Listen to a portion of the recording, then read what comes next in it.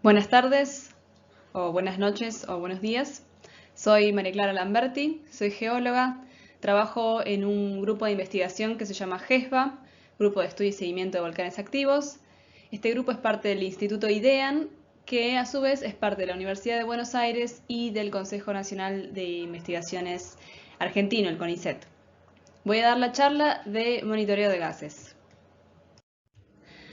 Antes de pasar a describirles el temario de la charla y cómo vamos a organizar esta presentación, les quiero mostrar esta foto del volcán Lastarria. Esto es un volcán activo en el norte chileno. En esta foto ya podemos ver al estratovolcán, un edificio volcánico, y a gases fumarólicos, tanto en la cima como en el flanco del volcán. Vamos a hacer zoom a este campo fumarólico. Acá vemos una foto de estas fumarolas más de cerca. Estos son gases volcánicos que tienen una composición química particular y una temperatura particular, pero a su vez esta composición y esta temperatura no es fija, varía temporalmente, y estas variaciones temporales se deben a la actividad del volcán. Este es el principio básico por el cual nos interesa monitorear los gases volcánicos y nos interesa hacer un seguimiento de su composición y de su temperatura.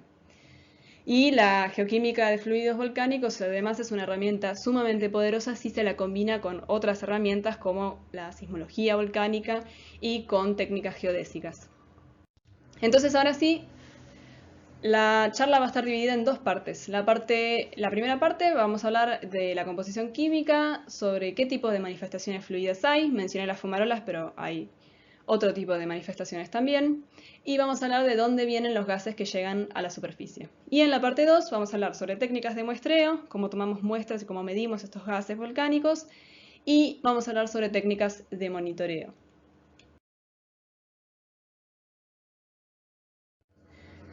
Bien, para hablar sobre la composición química vamos a primero considerar a este esquema conceptual de un volcán. Esto es un estratovolcán que, como se ve en el dibujo, está alimentado por un cuerpo magmático que está en profundidad y que libera fluidos magmáticos calientes. Estos fluidos pueden llegar a la superficie directamente alimentando fumarolas cratéricas de alta temperatura o bien pueden interactuar con aguas subterráneas que generalmente son meteóricas. En este esquema las aguas subterráneas están representadas aquí en estas franjas celestes, que son acuíferos de origen meteórico, alimentados por agua de lluvia, agua de nieve o deshielo de glaciares de la cima de los volcanes. Y entonces estos gases magmáticos pueden interactuar con estas aguas meteóricas durante su ascenso. Los fluidos descargados en el volcán, tanto los que se descargan en el cráter como los que se descargan en los laterales, en los flancos, en las periferias del volcán, aun estando vinculados a la misma cámara magmática, van a diferir entre sí. Los que llamamos fluidos volcánicos o fluidos cratéricos, que en este esquema están representados en rojo, son fluidos que son producto de la interacción entre vapor y gases magmáticos que condensan a profundidades cercanas a la superficie en contacto con aguas meteóricas infiltradas, dando lugar a un ambiente oxidante. Los fluidos volcánicos o cratéricos están caracterizados por altas temperaturas. Hay varios fluidos volcánicos, pero sobre todo los gases volcánicos, los gases fumarólicos, pueden ser emitidos a cientos de grados centígrados e incluso a temperaturas mayores a los 1000 grados. Y su pH suele ser menor a 2, es decir que son fluidos muy ácidos. Los gases volcánicos tienen altas proporciones de gases ácidos, como el dióxido de azufre, el cloruro de hidrógeno y el fluoruro de hidrógeno, y por lo general producen un importante lixiviado de la roca de caja. O sea, estos fluidos que son muy ácidos y muy calientes atacan a las rocas, la roca de caja, la roca del propio volcán, y modifican la química de estas rocas y su propia química. Por otro lado, los fluidos hidrotermales, que acá vamos a representar en celeste, son producto de la ebullición de acuíferos usualmente ubicados en las periferias del volcán activo, tanto en sus flancos como más alejados también. Estos fluidos generalmente transcurren un mayor tiempo de residencia en el acuífero con respecto a los fluidos volcánicos, lo que favorece la interacción con la roca de caja. Este proceso conduce a la conversión de los fluidos a condiciones neutras, a diferencia de los anteriores que eran ácidos, y da lugar a un ambiente reductor, a diferencia del ambiente volcánico que era un ambiente oxidante. Los fluidos hidrotermales se descargan normalmente con temperaturas cercanas a las de la ebullición, o sea que a 100 grados o a menos de 100 grados, porque dijimos que estos fluidos hidrotermales son el producto de la ebullición de estos acuíferos. Y no suelen tener cantidades detectables de dióxido de azufre, cloruro de hidrógeno, fluoruro de hidrógeno. Lo que sí tienen, y esto es una característica muy importante, es que tanto los fluidos cratéricos como los fluidos laterales están compuestos mayoritariamente por vapor de agua y por dióxido de carbono. Y como dijimos entonces, los gases cratéricos tienen cantidades significativas de gases ácidos, como estos tres que ya mencionamos, mientras que los fluidos laterales no tienen no tienen gases ácidos componiéndolos. Como resumen de lo que vimos hasta ahora, podemos decir que la composición de los gases volcánicos está controlada, por un lado, por las características del magma parental, y por el otro, con la interacción de estos gases con el medio, es decir, con la roca de caja y con el medio hidroatmosférico. Una cosa más que este esquema conceptual nos está diciendo es que las distintas manifestaciones fluidas termales están zonificadas, sobre todo respecto al centro emisor. Vamos ahora a pasar a estudiar los tipos de manifestaciones fluidas que podemos encontrar en un volcán y en las zonas aledañas. Además de que las manifestaciones están zonificadas, las podemos dividir entre manifestaciones acuosas o manifestaciones gaseosas. Perdón, señalé la gaseosa cuando mencioné la acuosa. La manifestación gaseosa, bueno, tenemos entre ellas fumarolas, que pueden ser cratéricas o periféricas, las que ya vimos, plumas cratéricas y gases difusos que se emiten a través de los suelos, que son manifestaciones invisibles. Y por el lado de las acuosas tenemos lagunas cratéricas y manantiales o vertientes. Vamos a ver imágenes y videos de estas manifestaciones. Respecto a las fumarolas cratéricas, bueno, estas son entonces manifestaciones que encontramos en el área del cráter del volcán, del centro emisor. Son manifestaciones gaseosas. Tienen importantes cantidades de vapor de agua, de dióxido de carbono. Acá podemos ver una foto del volcán La Fossa en la isla de Vulcano, en Italia, donde vemos claramente un cráter y vemos fumarolas que están en el interior del cráter. Son emisiones magmáticas de alta temperatura con mucho dióxido de azufre y muchos gases ácidos. Las plumas cratéricas las menciono como una manifestación fluida aparte de las fumarolas. Ahí va el video. Acá vemos un video del volcán Copahue, de la pluma cratérica del volcán Copahue. Este video fue tomado en noviembre del 2012, un mes antes de una erupción que tuvo este volcán.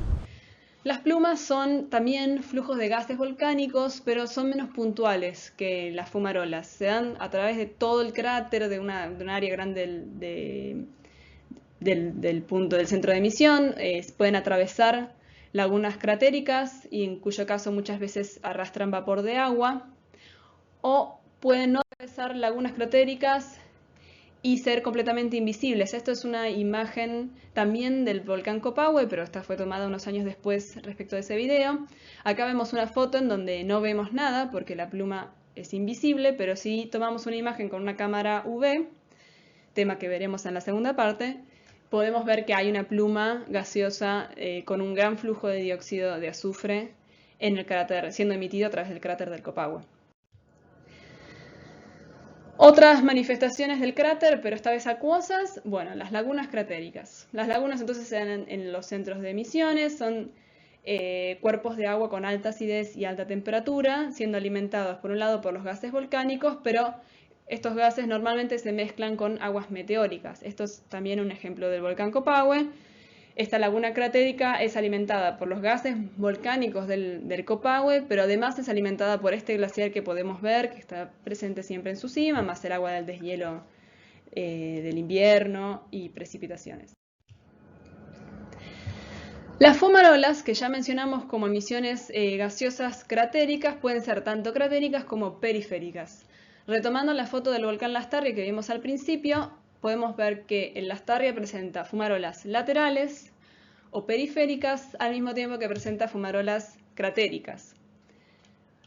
Podemos ver también otro ejemplo del volcán Copahue. Este lo traigo a colación porque es un caso ligeramente distinto del anterior. Como comenté, el sistema hidrotermal periférico puede estar en el flanco del volcán o más alejado del flanco del volcán. Por ejemplo, el Copahue desarrolló un sistema hidrotermal muy importante en su periferia, pero estas fumarolas que se ven en la foto, que son hidrotermales y están vinculadas con el volcán, se encuentran unos 5 kilómetros y por fuera del edificio volcánico del Copahue. Y podemos ver que al mismo tiempo el Copahue emite gases en su cima, en su cráter.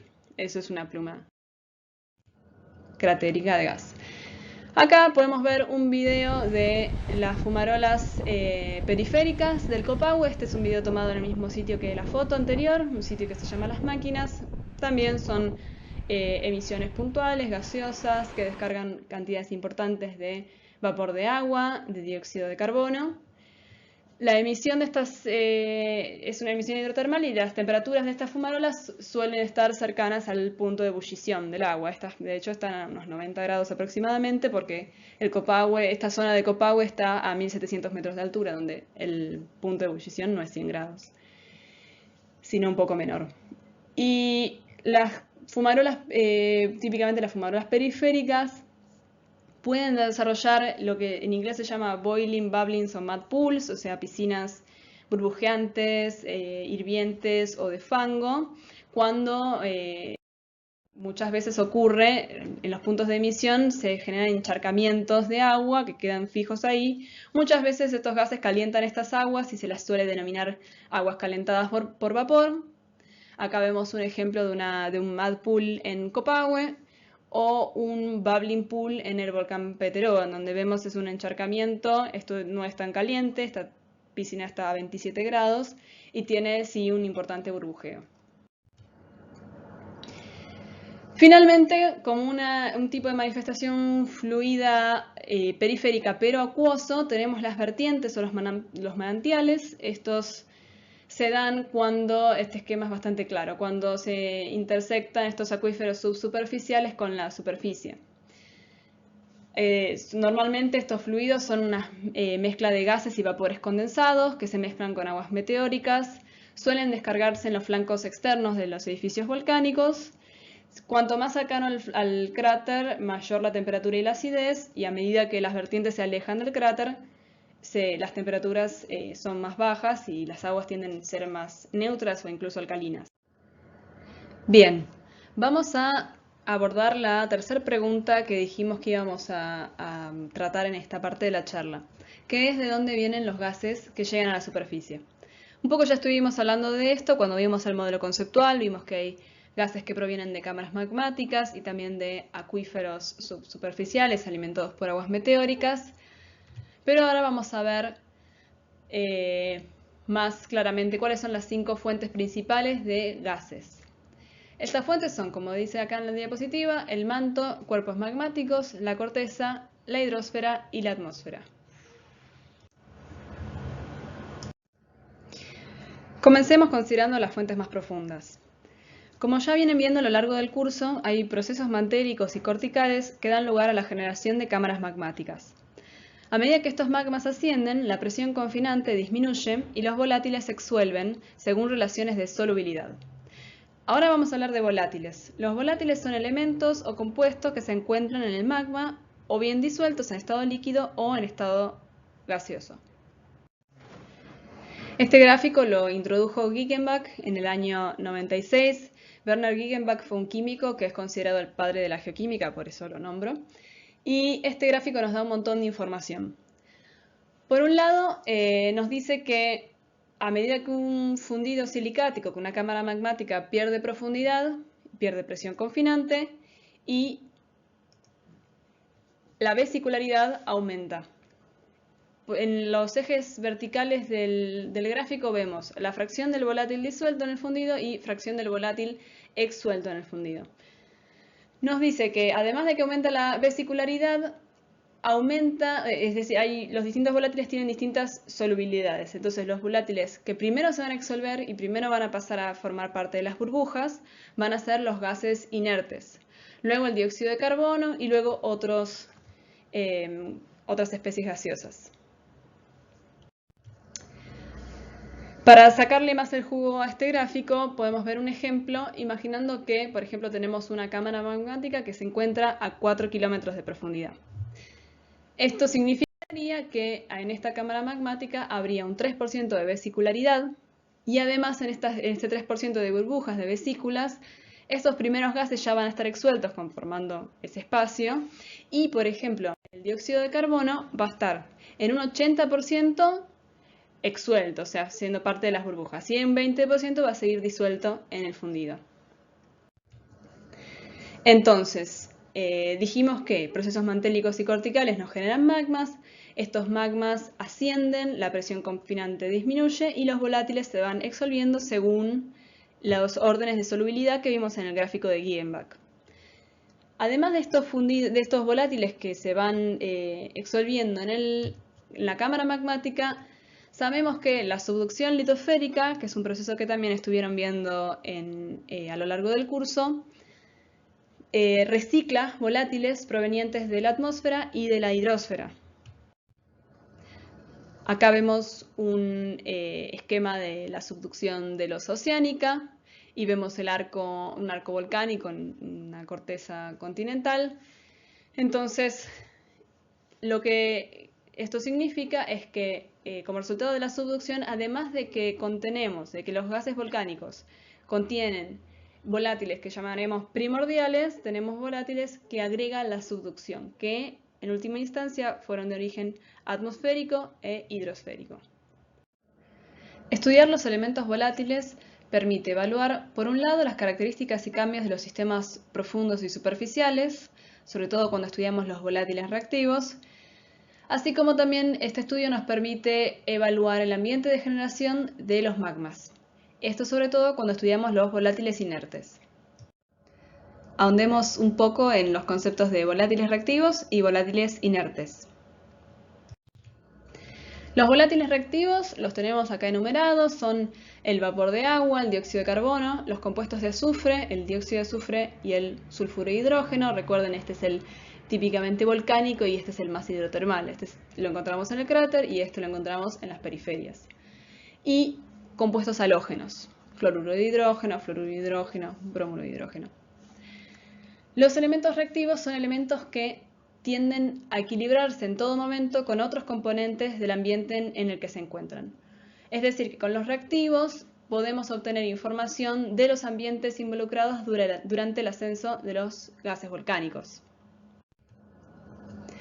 Cuando nosotros hablamos de la interacción con el medio, dijimos que los gases ácidos interactúan con la roca de caja, lixiviando la roca de caja, e interactúan con el medio hidroatmosférico. Nos referimos a los volátiles reactivos, a los que recién enumeramos, que cambian su composición durante el ascenso en el sistema volcánico.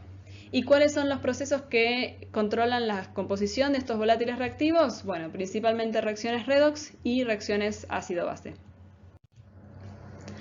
Por otro lado, los volátiles inertes, volcanes, son los gases nobles, helio, argón y negón como principales, y el nitrógeno, que hago una salvedad, no es inerte, pero en los ambientes magmáticos se comporta como un inerte. Y lo que vale la pena recalcar de los volátiles inertes, es que dan información no solamente sobre la característica de los ambientes de generación. ¿Por qué dan información sobre los ambientes de generación? Porque no reaccionan con el medio, es decir, que se exsuelven desde un magma y así tal cual están, llegan a la superficie, sin interactuar con la roca de caja, sin interactuar con los acuíferos subsuperficiales, ni ninguno de estos ambientes. Entonces nos dan información sobre el ambiente de generación del magma y además nos permiten avanzar en el conocimiento del origen y de la evolución de la Tierra, debido a que su muy baja o nula reactividad permite transmitir información adquirida desde su origen. Como resumen entonces de lo que acabamos de decir, estamos hablando tanto de la composición como de las fuentes, sobre las distintas fuentes de los gases magmáticos y volcánicos. Los gases reactivos entonces nos van a dar información sobre el sistema subsuperficial, son los que estuvimos mencionando, el dióxido de carbono, las especies de azufre, los genuros, también el metano. Y los gases no reactivos, como el nitrógeno y los gases nobles, los gases inertes, van a caracterizar el cuerpo magmático. Sirven, la información más valiosa que nos dan, sirve para caracterizar al cuerpo magmático. Bien, ahora volvemos a la superficie. Vamos a mirar este timelapse en un cráter activo del volcán Etna mientras sigue el speech de esta diapositiva. Sabemos entonces ahora que los gases volcánicos están compuestos por distintos tipos de volátiles, reactivos e inertes, que vienen de distintas fuentes. Dijimos que los gases ácidos principales son el dióxido de carbono, el dióxido de azufre, cloruro de hidrógeno, sulfuro de hidrógeno y fluoruro de hidrógeno, y también tenemos otros gases volcánicos en menor proporción. Y los resaltados en azul son los típicos gases magmáticos. Una cosa que nos falta para terminar de caracterizar a los gases volcánicos es entender en qué proporción se encuentran estos gases, porque si bien esta lista está del más abundante a los menos abundantes, nos falta tal vez terminar de entender cuáles son esos porcentajes en general, por supuesto, de los gases volcánicos. En general, de esto que estamos viendo aquí en la fotografía, el 90% está compuesto por vapor de agua. A esto le llamamos la fracción vapor, y lo que no es la fracción vapor es la fracción gaseosa, que entonces constituye aproximadamente un 10% del gas volcánico. Dentro de la fracción gaseosa, el dióxido de carbono es el componente mayoritario, componiendo aproximadamente el 90% de esta fracción, y el resto de la fracción gaseosa está compuesta por todos los otros gases volcánicos e hidrotermales. En resumen, para esta primera parte, entonces vimos que los gases volcánicos están compuestos por un montón de componentes que provienen del manto, de la cámara magmática del volcán, de la corteza, de la hidrosfera y de la atmósfera.